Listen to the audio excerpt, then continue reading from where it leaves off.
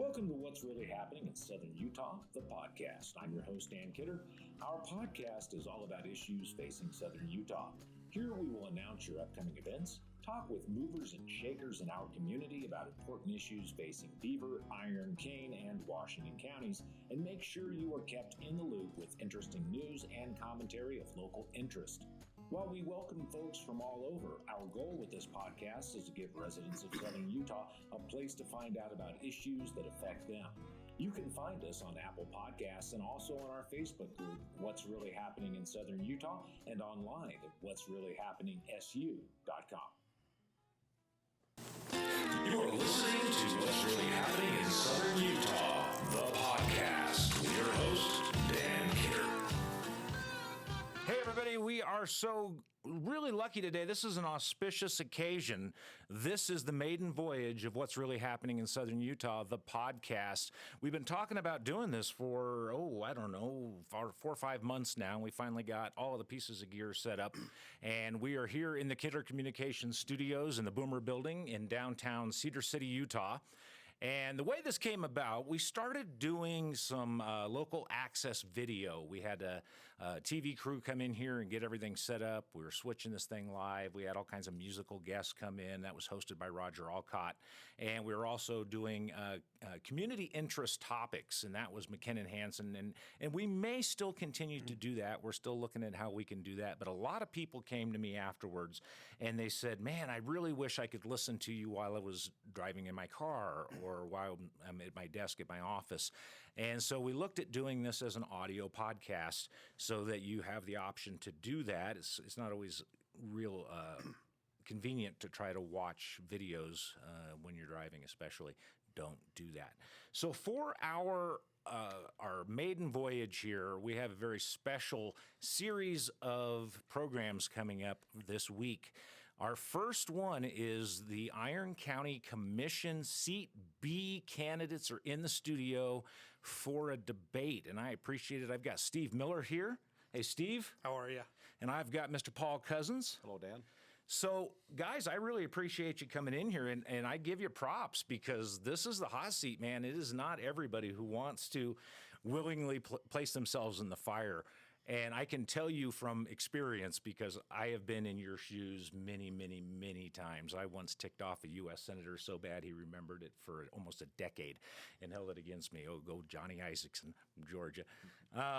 So I give it to you guys. I've got some tough questions for you. So let me real quick run through the rules so that we have a good understanding. You see the big timer up there? You can both see it okay? You bet. All right, so that timer right now is going to be set for 3 minutes. I'm going to give you each 3 minutes to introduce yourself, tell everybody who you are, why they should vote for you, your experience, your background, anything that you as a candidate think is pertinent to those voters trying to make a decision. And then we're going to start off, we flipped a coin. We got a $10 silver piece here. We flipped it, and Mr. Paul Cozzens was the winner, so he gets to go first. So we have questions for you, and I know in the memo I sent you, I said 3 questions, but now we're up to 5 questions each. And then there will be a general question for both of you. So I'll ask each of you a question. You will have 2 minutes to answer that question. And when your time is up, I am going to turn your mic off. All right. So nobody can come back to me and say, hey, you were unfair. You gave, so-and-so more time. At the end of that period, your opponent will have 1 minute to rebut. Don't have to rebut if you don't want to, but you have that opportunity if you care to. At the end of your 5 questions, there will be 1 question that will be asked of both of you, and that will have 2 minutes, and then you can not have a rebuttal on that. Stand by 1 sec. And so at the end of that, you'll have 2 minutes. And no rebuttals on that, and then you will have 2 minutes to do a conclusion and closing remarks, ask people for your vote, sum up anything that you feel like you didn't get a chance to cover in the actual debate.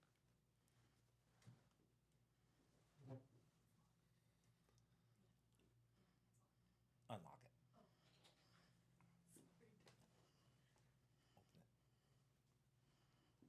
Sorry, we got somebody trying to get in.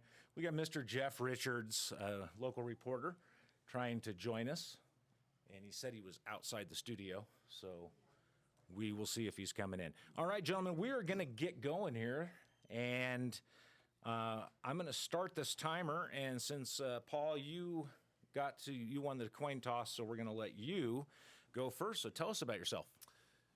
Thanks, Dan. I appreciate your hosting this debate. I appreciate my opponent, Mr. Miller, being here as well. I'm Paul Cozzens. I'm running for re-election. I'm the incumbent in this seat B. Just a little of my background. I grew up in Moab, Utah. Worked with my father, wonderful mother. We worked hard. We did land surveying, engineering, and then we did excavation work. So I learned how to work from a young age. My father became paralyzed when I was 10 years old with encephalitis. It about killed him, but we lived through that, and it made our family stronger because of it. I had to grow up fast. Luckily, my folks had bought raw land in Moab when they first moved there in the 50s. Through high school, I was able to, with the heavy equipment and help from my father's assistance, sitting in a wheelchair, leveled land, sold lots to help pay the bills and support our family. In 1980, I moved to Cedar City. That was 42 years ago. I served an LDS mission, went to college, came back from my mission, met my wife, and then in 1987, we started our cabinet manufacturing business. And so that's a little bit of my history. 11 years ago, I was asked to serve on the Planning Commission. I did that for a year in Cedar City. I ran and won a seat on the Cedar City Council, served there for 8 years, and then I've been a commissioner for 3.5 years, and it's been a wonderful experience. One thing that running a business, as I talk to a lot of people, and one thing I believe, I think we need more business people in government. I think it's important that the lessons learned in government, common sense, problem solving, having to meet payroll, having to meet budgets, having to meet schedules, learning to get along with other contractors on the job, it was invaluable experience. And I've tried to take those lessons learned in private industry and apply it to not only my service in the city council, but in my commission service as well. It's blessed me, and I believe it's blessed the taxpayers as well. I have a platform, 4 items. The first is protecting the taxpayer. Second is preventing government overreach. The third is protecting our way of life, and the fourth is infrastructure and water. I've been passionate about water for a long time. I have a track record of working on water. I've been involved in 5 of the 8 recharge projects that have been constructed between Iron County and Parowan, including the Parowan Valley.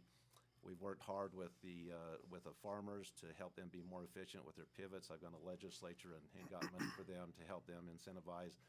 And then also we worked on the West Desert, the Pine Valley project, to bring water into this valley. And that's a very important topic, and hopefully we can address that more. But that's me, and I'm grateful to be here. Boy, nailed it right in the nick of time. All right. Let me reset this timer here. Go ahead, Steve. Well, hello, and thank you, Dan, for inviting us out here today to have this little debate. I appreciate it. It means a lot to me. So with that being said, a little bit about me. I'm from Annabelle, Utah. I was there until I was 18, moved here in 1988, and I've been here in Cedar City for over 34 years now. I moved here not knowing what I wanted to do for sure in life, but I'll tell you what, this is a beautiful place we live in. And because of that, you know, I've stayed here for 34 years. We have a beautiful family. I've got a wife, 3 beautiful children, grown up, very successful. We're very proud of them. A granddaughter who, well, she has me wrapped around her finger.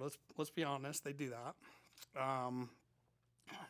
You know, I attended SUSC back then here, and with my family, back to my family, I'm sorry about that. Let's see, we have 5 generations here now in our family. So, you know, that shows our roots here. And this has been a great community. It's been very good to me.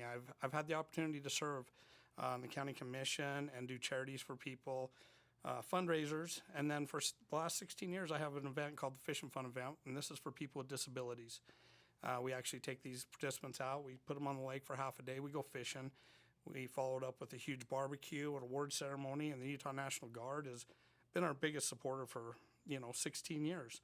And during that time, we've got 32 sponsors who have always been there. So bottom line is I love to give back to the community. I love to serve the community, and I love to help out in any way possible. That's how I was raised. My parents raised us to work very hard as well. We farmed growing up. And, every opportunity, our parents taught us, with every opportunity you have, give back in life. You work hard, you have a good hard work ethic, excuse me, and you work very hard, and you'll be successful. So we've done that. As Paul mentioned, his priorities and stuff, I've got some as well. Water being number one, that is a big concern here, and it needs to be.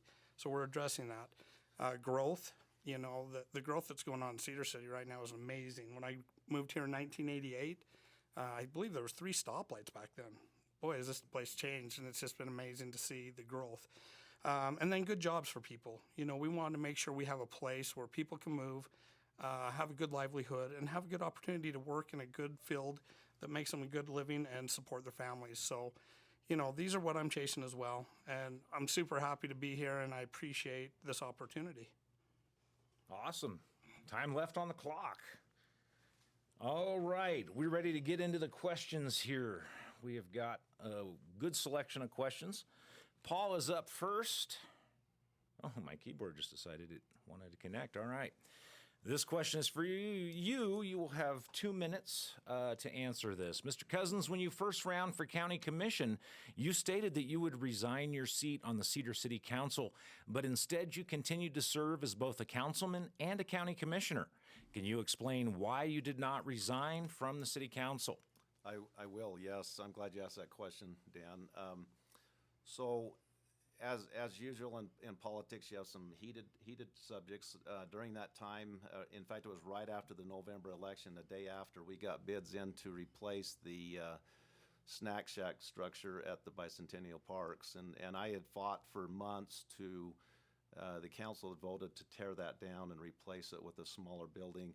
I disagreed with that stance. I thought it was a waste of taxpayer money. A service club called the Kiwanis Club built that about 30 years ago. It was a nice structure. It had solid grouted concrete or block walls. I felt like we could remodel that structure for probably $100,000. That's my wheelhouse. I've been in that field for years. Felt like we could do that. I felt like we were misled with some of the information that we received. Said it was sinking. Said it was settling. I was so upset one night I went out after a council meeting and spent 2 hours with the headlights on my truck digging holes into the footings. They were dry as a bone. I got my dander up a little bit. Anyway, soon after that, they burned that structure down, and it's called it a fire training exercise. And they did that once in a while, yes. But a lot of people started calling me saying, "Paul, you're a conservative voice. We need you on the council." And so I made the decision to stay. And just so people didn't know I was doing it for financial gain, I took and donated the $12,000 we receive as a councilman. I donated a $3,000 check to Canyon Creek Services, the Children's Justice Center, the Family Support Center, and it was the Karen Share. And I decided to stay on the commission. And a lot of people didn't want somebody to be appointed that hadn't actually been elected. And I knew I could take a hit politically with this decision, but if faced with the same decisions today, I would make the same choice, and I'm glad I did. All right. Mr. Miller, you have 1 minute to respond to that. That's the most I've ever heard of that story. I'm going to be honest with you. I know there's a lot of conflict on that. My understanding is that you're not supposed to serve 2 elected positions at the same time. I haven't dug too much into it. And the reason I haven't is, I'm not here to criticize anyone for any of their doings or anything like that. We're here to run a clean campaign. And I'm glad he had an explanation. That was nice because I had no idea. That's kind of how things went. So I appreciate that. All right. This one is for Mr. Miller. Mr. Miller, you've stated your intention to provide raises to county employees, specifically to sheriff's deputies. Are you prepared to raise property taxes in Iron County to accomplish that?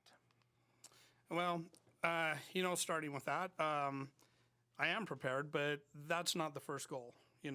My goal is not to go in and raise taxes. My goal on that whole situation there is to get some retention built. The morale is down right there. It is with all county employees right now. And as far as pay, it's devastating. You know, we need to get them on a level playing ground with everyone else across the state when it comes to county deputies and jailers and stuff. So, you know, I'm not going to say no, it's not an option. But I think as long as we can get retention built up there, and that $100,000 we spend on each deputy every year, or each deputy that we hire, is $100,000. And if we can build some retention, we can save that $100,000 every year, however much that might come out to be, and we can use that towards the raises. It's not necessarily about raising taxes for the deputies and the jailers, any of our first responders, as a matter of fact. But what we want to do is make sure it's fair playing ground, and we need to keep them in that position. We spend a lot of time and a lot of money to get those people in that position, and they do that because they love to serve the public. You know, that's why they're there. You know, we've got one guy out there living out of his truck because he simply doesn't have enough money to afford a house right now because of the cost of a new house. And that's what to do with low pay. So, yeah, I would like to get that up, and that is one of my goals, absolutely, for first responders. I want them to be taken care of. But I'm going to look at every avenue there is beforehand.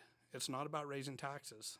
And that's the last thing I want to do. But if that's the only thing we can do, and I need those, we all as a community need the first responders to be there when we need them, we'll make that decision when it comes time. All right. Mr. Cozzens, you have 1 minute to respond to that. So on this subject, last year, and we've seen record inflation. Last year, I actually proposed we do a mid-year budget opening, which has never been done in the history of Iron County. And I proposed that we give the sheriff's deputies and some of the attorneys and that hadn't had some increase for a while, a 10% raise. And that brought them up to where they needed to be in the averages in the state. But with record, and everybody's seen what's happened with, I mean, wheat has doubled in a year, wheat prices. We've seen what's happened with rents and home prices, and it's just gone insane. And so, I proposed that, and that was actually 6 months early doing that mid-year. It was a 6-month early raise, and so it applied for that half of a year plus the whole next year. And we have meetings with the sheriff planned to look at this again because they are low. We need to adjust them again, and we're in plans to do that. The sheriff's got a presentation for us, so we can retain our officers. All right. Sheriff's deputies, sorry, not officers. Mr. Cozzens, this question is for you. You've been criticized for considering purchase of land for a new jail from a contributor to your campaign. Can you please explain how that purchase came to be, and do you think that you should have disclosed that the land was being purchased from a contributor to your campaign? Yeah, I laugh at this a little bit because I've been in public service for 10 years, and never in the history of my service have I ever had anybody raise their hand and say I took a campaign donation. I took a $400 donation from this individual 4 years ago. I can't remember what I had for breakfast yesterday, let alone 4 years ago.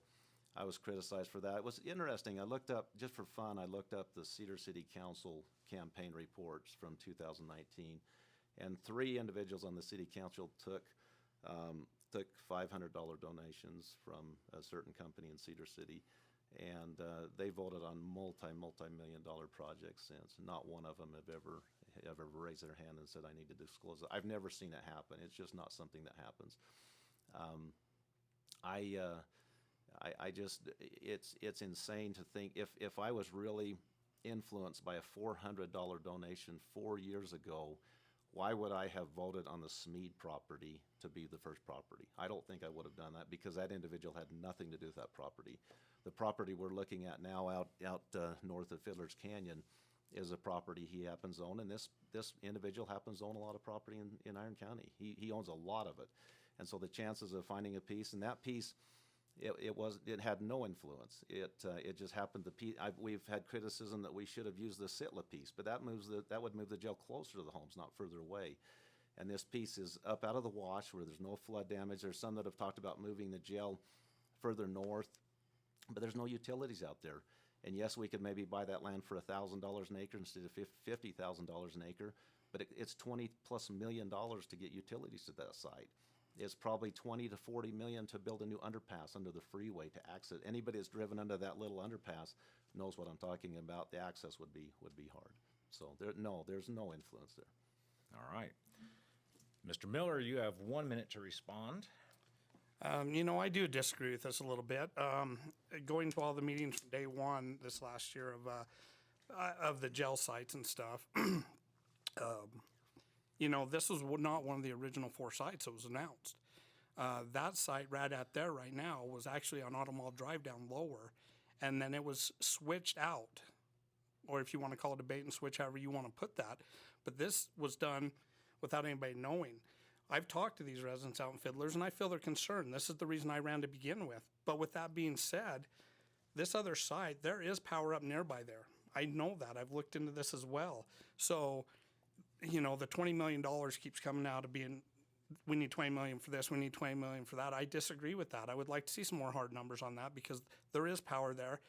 And I think we need to be transparent with these people. We can't be doing this. And as far as that owner, it is what it is right now, but we'll figure it out. All right. Mr. Miller, this question's for you. We've heard many times how serving as a county commissioner is a full-time job. You are currently employed as an insurance agent. How will you devote the time necessary to do the job of a county commissioner and maintain your insurance business?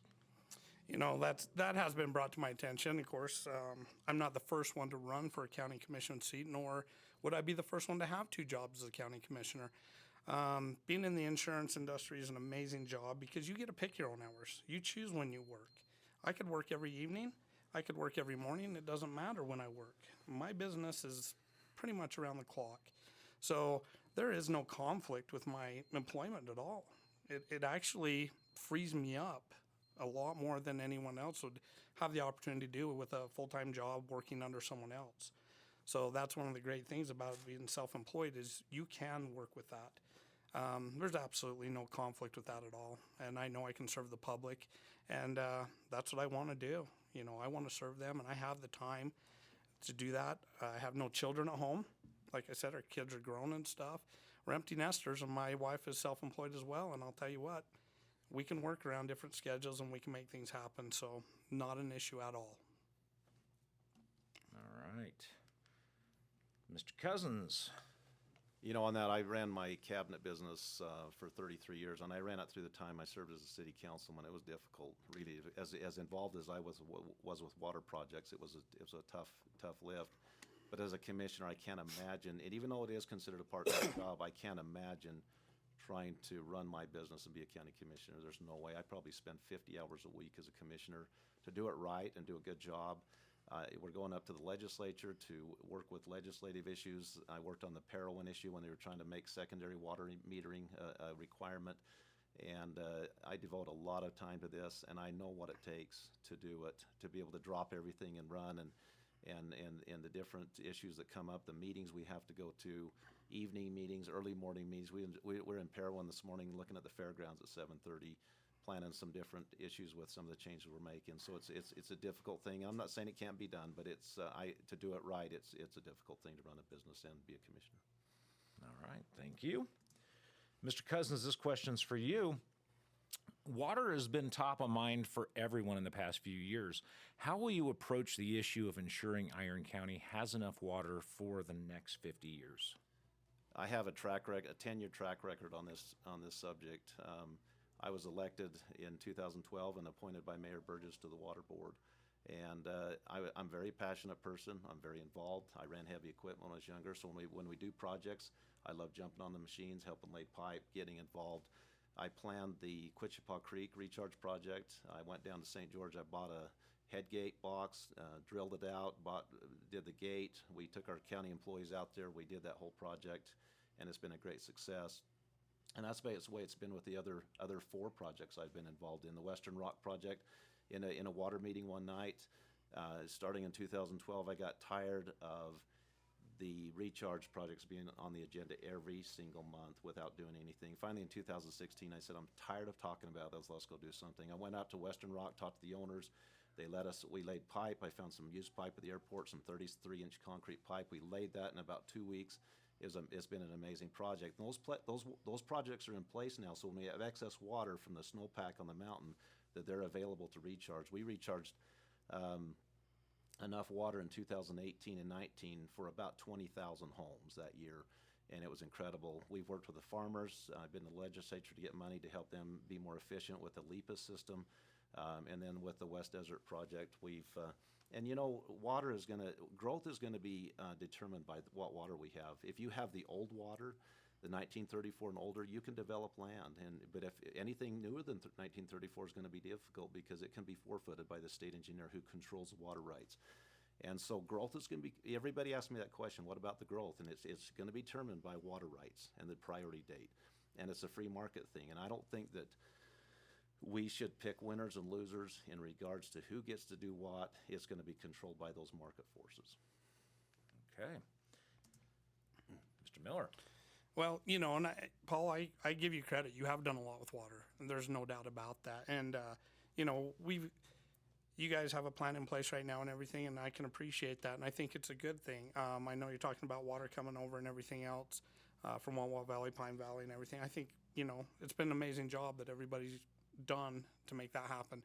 But I think it falls back to the general plan. We need to come back to the general plan, and we need to have some stuff put in place for the future, not for just plan A. We need to have a plan A, B, and C. There's no doubt about that in my mind. So I do appreciate you doing the work that you put into this and everything. As far as running equipment and doing things on your own, I think as a county commissioner, you need to delegate that work out. I can operate equipment all day too. I've done it for years. But on the flip side of that, that's our county's job as employees' job to take care of that stuff, and I'd like to see them put to work more often on that. There are no rebuttals, sir. But you can use part of your time from your next question to answer anything that you would like. But this question's for Mr. Miller. Mr. Miller, you accepted a campaign contribution of $135,000 from Steve Gilbert and his companies, which are currently in litigation with Iron County for around $6.5 million of unpaid taxes. What will your approach be in dealing with this litigation if you were elected as a county commissioner? Well, this gets asked often, and I understand everybody's concerns and thoughts on this. I didn't know Steve Gilbert personally when this all came about. I knew of Steve Gilbert. If you've been in southern Utah at all for a long time, you know Steve Gilbert and Cindy Gilbert, very well known. I was approached and asked to go meet with Mr. Gilbert, so I did, not knowing his intentions or what his thoughts were. During that discussion, he invited me and said, I would like to, help you out financially with your campaign. This is my first run at it. I'm still deer in the headlights look sometimes, let's be honest. So, you're always happy to have help. After we met a second time, little did I know the donations that would come in from him and his companies, and I'm very appreciative of them. They do a lot for this community. They take care of a lot of people who work for them and give them an opportunity for a lifestyle that's very well in Cedar City. So, they do great things. As far as the money goes, not what I had it planned. I had no idea what I was getting. I'm very appreciative for it, though. We definitely won't spend it all, and what we don't spend will go back to Mr. Gilbert and his wife. But as far as the litigations, the taxes and stuff, that's in litigation with the state right now. The county has nothing to do with that. And me, if I get elected as a county commissioner, there's no strings tied to this. We had an agreement that we would not. There's no favors. There's no strings attached. Nothing. He's going to spend his money because he believes me enough to do that. I'm good with that. And, Mr. Gilbert will do what he wants with his money, as will anyone else that makes a donation. So absolutely no favors, no strings, nothing there. And I'm proud that they're willing to help me out. All right. Mr. Cozzens. Okay, Steve, I have an issue with this one. You say we have nothing to do with as a Board of Adjustments, as county commissioners, we have the authority to waive or adjust or settle those kind of issues. That is not up to the state. The state, yes, sets the values, but we are very involved as county commissioners, and I don't know how you can take that kind of a donation and be objective and not have to recuse yourself on those issues. We absolutely do have the authority to waive and to adjust or settle those kind of cases. And I can't talk much more about it beyond that because it's confidential because of the nature of the thing. But I, having been accused of accepting $400 4 years ago on a land deal with the jail, I don't envy you having to answer that question over and over again, why you took 38 times more money than's ever been donated in the last 6 years in Iron County Commission race. I don't envy you having to answer those questions. All right. This one's from Mr. Cozzens.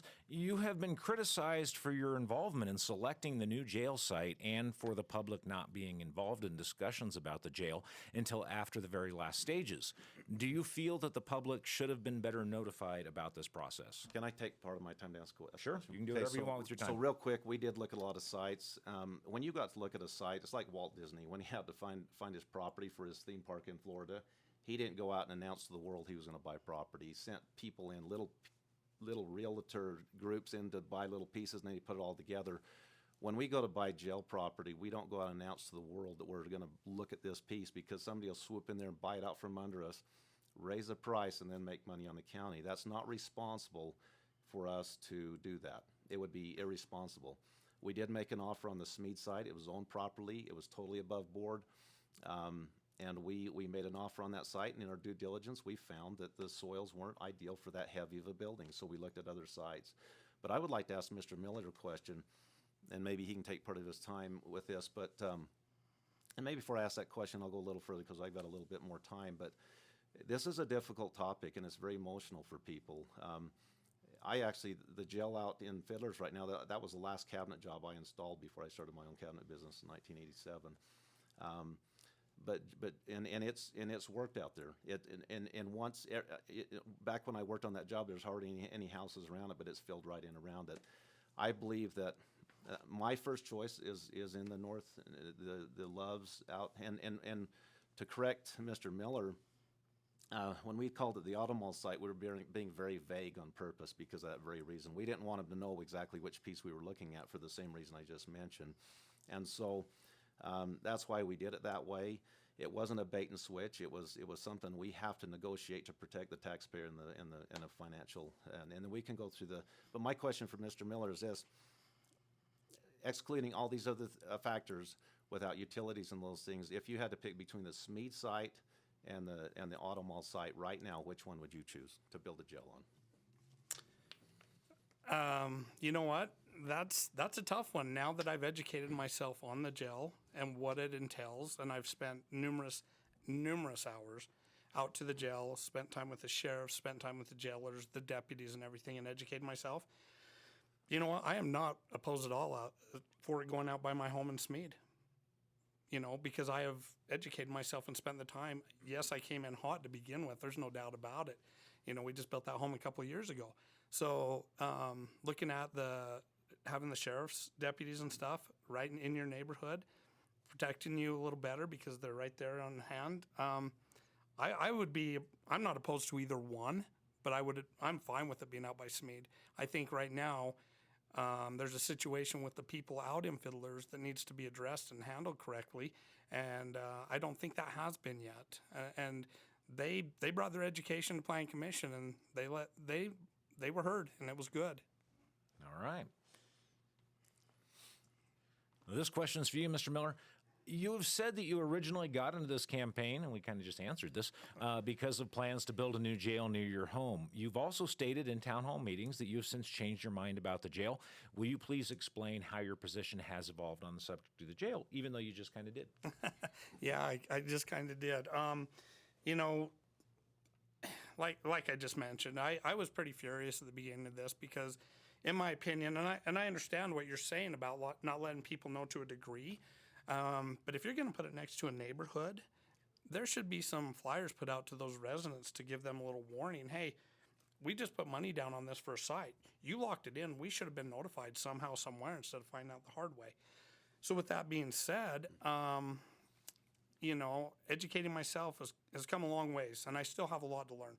Being the first time running for a campaign for a commission position, I'm still learning every day. There's probably a lot of people out there that have forgot more than I'll ever learn. But with that being said, you know, I've already mentioned that it would be fine. It would be fine right there. I don't have an issue with that anymore. But I think that we really need to address this situation in Fiddlers a little better, because I understand what you're saying again about the land and not letting people know so they don't swoop in, but that owner already had that land locked up. It wasn't going anywhere because he owns that, and it is owned R1, right? So with that being said, why do you want to take away those multitudes of homes that can go there? Because these big stores that they want out on the north end, they go off roof counts. And so if there's not enough homes there, these people will not see the stores they want to see out there, the Targets, the Costcos, whatever it may be. But we are growing very fast, and we all know that. So, I think that's something that really needs to be negotiated with these people out there right now if that's what you're going to do. I won't have a say in this. I do as a citizen. I can voice my opinion, but if I am elected, I still don't come in until January. We know this is going to be a lot farther ahead than that. So that's where I stand. Okay. Mr. Cozzens. Actually, the land out there at the auto mall site hasn't been locked up. We haven't even made an offer yet. We know what they're asking for the property, but that'd be irresponsible to do that until we see if it can be rezoned. The difference between that and the Smead site, the Smead site was already zoned INM1, which allowed for a jail. This one doesn't. So it wouldn't be responsible for us to make an offer until we have the conditional use permit and the zone change. And we have been open. We've had numerous meetings. We had a big meeting at the Great Hall. We had a meeting at the Heritage Center, and we had a meeting we've had a lot of meetings. We had a meeting at the jail you and your wife attended, Steve, and we've been very open, very transparent.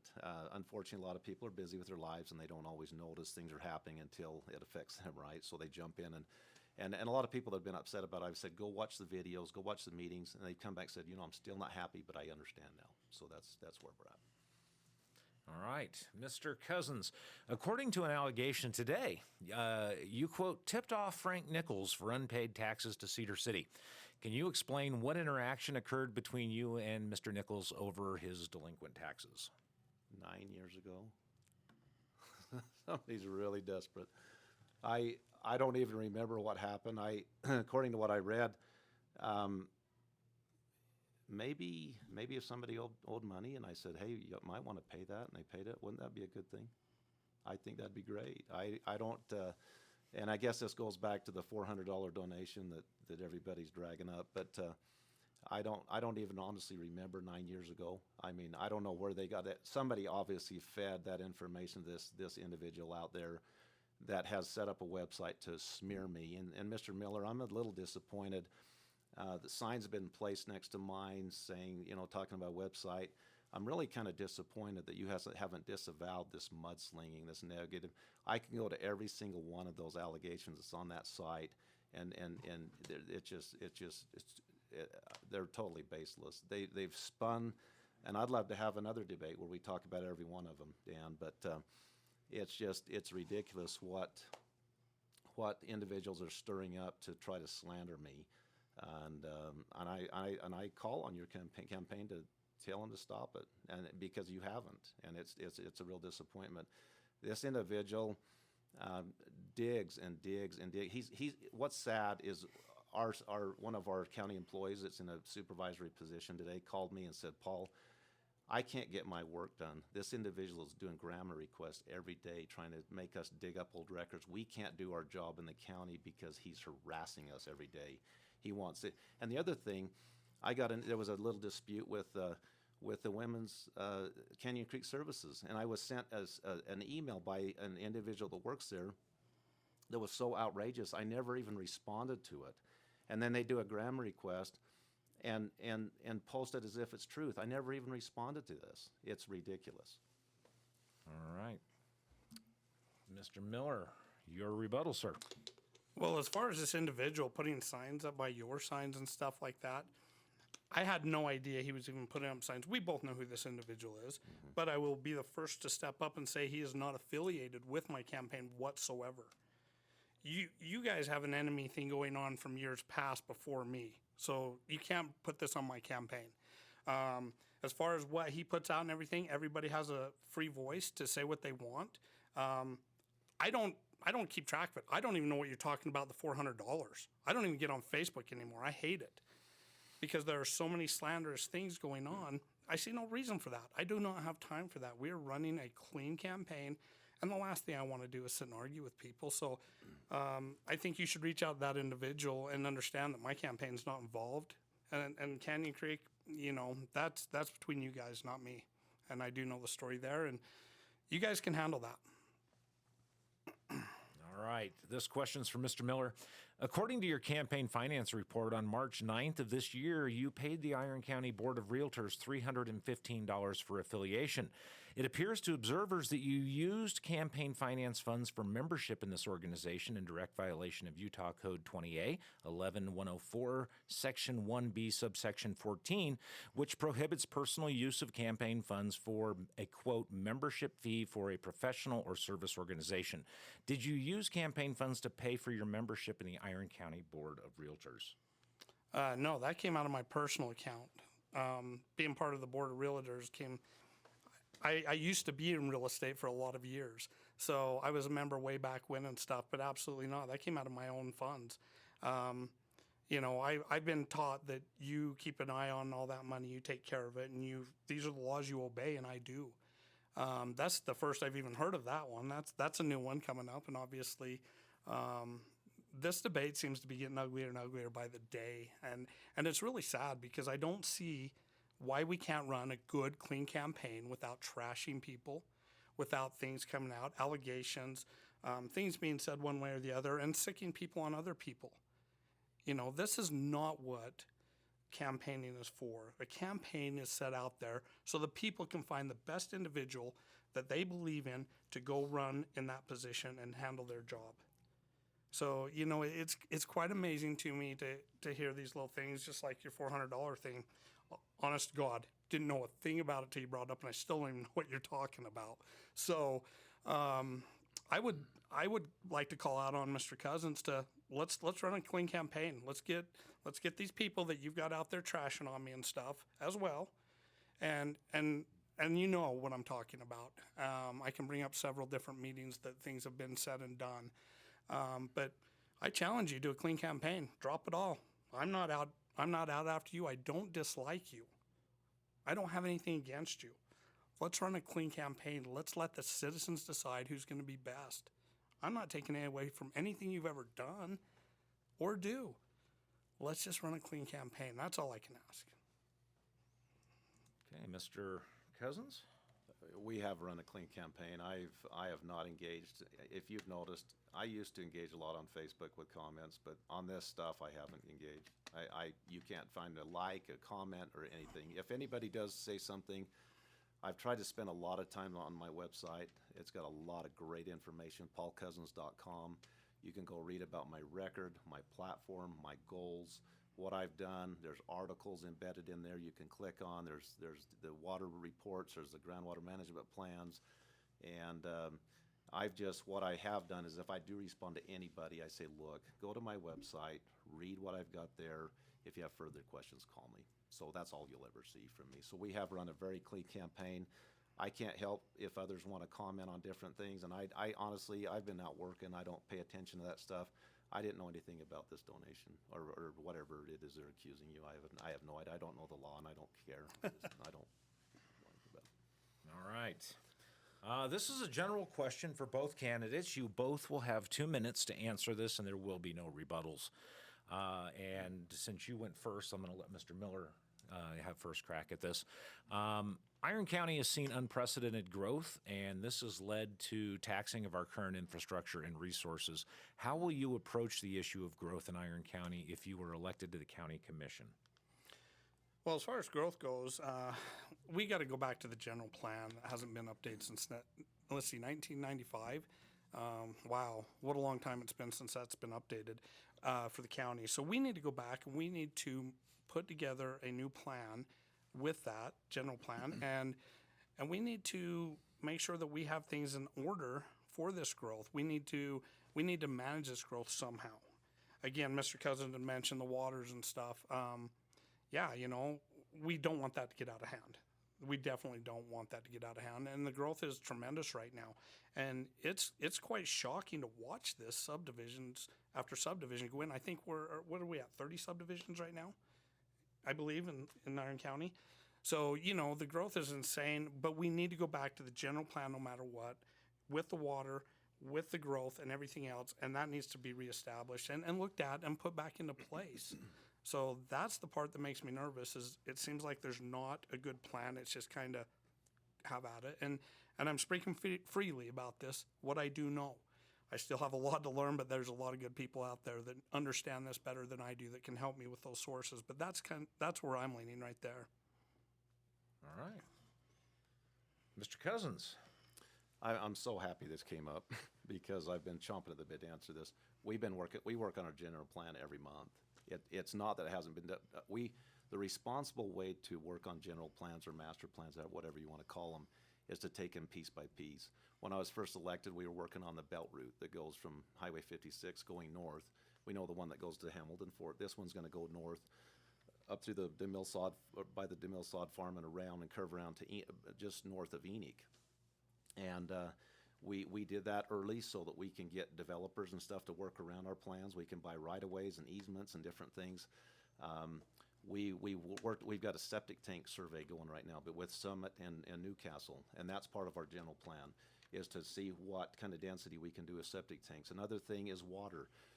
My master plan for water is action. I have a record of it. Go look at it. That's my record with water. I don't like to talk about things. I like to go do them. Another thing we're doing is affordable housing. We passed an R4K ordinance where you can do a subdivision with smaller lots. So these kids, they can't go from $0 to $500,000. They can jump to maybe a smaller home, smaller lot, and then jump to a bigger one later on and build equity. We've got Mike Worthen working on some infrastructure planning. We just adopted a new ordinance with our setbacks for flood. When we had these flood events, we found that we didn't have room to maintain the flood channels with homes. So we created new setbacks for new subdivisions so we can work on those. We are working on new road standards. We're finding our roads are not holding up in some of these subdivisions. So a couple of our contractors came and said there's better ways you can do it. We adopted those. We are working on our general plan all the time. Just because we don't have 1995 updated, it doesn't mean we're not working on it every day. That is absolutely not true. We take that a piece at a time, and the Cedar City did one for 2 years. They changed it a week later. All right. Time is up. Thank you, sir. All right, but I'm going to let you continue because you get to have your closing remarks, and you will have 2 minutes for that. Me? Yes, sir. All right, thank you, Dan. Appreciate the time to be here with Mr. Miller, and Dan, appreciate you doing this. You know, as I've talked to people, and if people have seen what I've done and my work ethic, I appreciate U.S. Senator Mike Lee endorsing me for re-election and saying I'm one of the hardest working public servants he's ever seen. I'm grateful to have Utah Senator Evan Vickers, who's a majority leader, endorse me. Carl Albrecht, who's a representative over in Richfield, he's one of our new great man, endorsed me. I've got all of the Republican mayors in Iron County endorsing me for re-election, including the mayor of Enterprise, Mayor Humphreys. I've got the county auditor, county treasurer, county assessor, county recorder, county sheriff, and county attorney all endorsing me for this election. And I appreciate them, and because I've had a reputation sometimes or been accused of not being able to work with people, and I don't think those individuals would come out with a public endorsement if I wasn't good to work with, and I have over 40 of the biggest ag producers in Iron County endorsing me in this race because they know what I've done and I've worked well with them. Through COVID, I want to mention COVID real quick. We could have taken the easy path and just shut down and listened to what the government wanted us to do. We closed businesses, but we took the approach that every employee, every worker is essential. Anybody that's trying to provide for their loved ones and their families, they're essential, and that's what we try to do. The four things: protect the taxpayer. I have a record of that. Look it up. Protect our way of life. Prevent government overreach. And the water and infrastructure. I've worked on it. I've got a record. I would appreciate your vote. I'm Paul Cozzens, paulcozzens.com. Check me out, and I appreciate this. Thank you. Thank you, sir. All right, Mr. Miller. All right. Well, I do appreciate the time, Dan, Mr. Cozzens being here. This has been a new eye opener, to say the very least. This is the first time I've ran a debate like this, so thank you for that opportunity. what I'm bringing to the table is not all the experience that Mr. Cozzens has, because he's had the opportunity to be there. And I appreciate that, you know. So that's what I'm looking for, is that opportunity as well. What I'm not going to sit here and talk about, I have some very good endorsements. I'm not going to lay them all out. That's neither here nor there to me. What you won't hear from me is I. Because you know what? It's about us as a community. I want the citizens to be involved, have a voice, and I want to hear their thoughts. Because I think as a commission, there's 3 of you in there, and as a commission, to listen from the citizens of Iron County and take that and put it to use, or do the best you can do to make it the best for Iron County, is the most important thing I can bring to this table.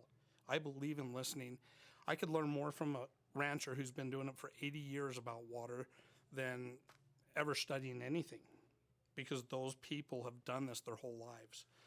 I'm looking forward to the opportunity. I hope that the people really feel and understand me, that I do care about the citizens. I care about giving back, and I want to hear from you. That is so important to me. Like I said, it's not about me. Yes, it's about me as getting elected, but it's not about me after that. It's about the community. So let's bring that together. Again, you can go to my website as well, millerforiron.com. We have a great website there as well. We've got some fantastic people that put things together along with our videos and stuff. And I want to serve the public. So on June 28th is our only vote. June 28th, primary. So please, Steve Miller for Iron County. Thank you. Thank you, gentlemen. I appreciate both of you coming into the studio today. The reason, you guys both mentioned that this was tough, because one of the things I've noticed for several years, and it's funny you mentioned that the Snack Shack, because that's actually what woke me up and got me involved in local politics in Cedar City and Iron County. The way that was handled just lit my fire. But I've noticed that there's all kinds of forums, and they're kind of fluffy, and they're kind of light, and there's not a real debate. And I'm a Washington, D.C. animal, so I really love a good debate. And I think it's good to get those tough questions out there so you guys can address them and have that opportunity. So thank you for taking part in our maiden voyage with the What's Really Happening in Southern Utah podcast. And thank you all for listening. And we will be having on Friday, we will have Mr. Bleak and we will have Mr. Griffiths right here at this table, and they will be coming in and answering hard questions. I don't have as many hard questions for them. They've been kind of on the down low. It's been running stealth campaigns, but I'm going to see what I can pull out of what's going on and have them answer some tough questions. So, gentlemen, thank you very much for coming in, and thank you for participating, and all of you out there, thank you for listening. Thank you for listening to What's Really Happening in Southern Utah, the podcast. We hope that you found this content to be worthwhile. We want to hear from you, so if you have any upcoming event that you'd like to share with our listeners, or if you represent a local group, we'd love to have you come into the studio. Just email us at contact@what'sreallyhappeningsu.com. We're also working on streaming this podcast live and have the ability for folks to call in and ask questions or share items of interest to residents of Southern Utah. Be sure to share this podcast with your friends, and again, thanks for listening.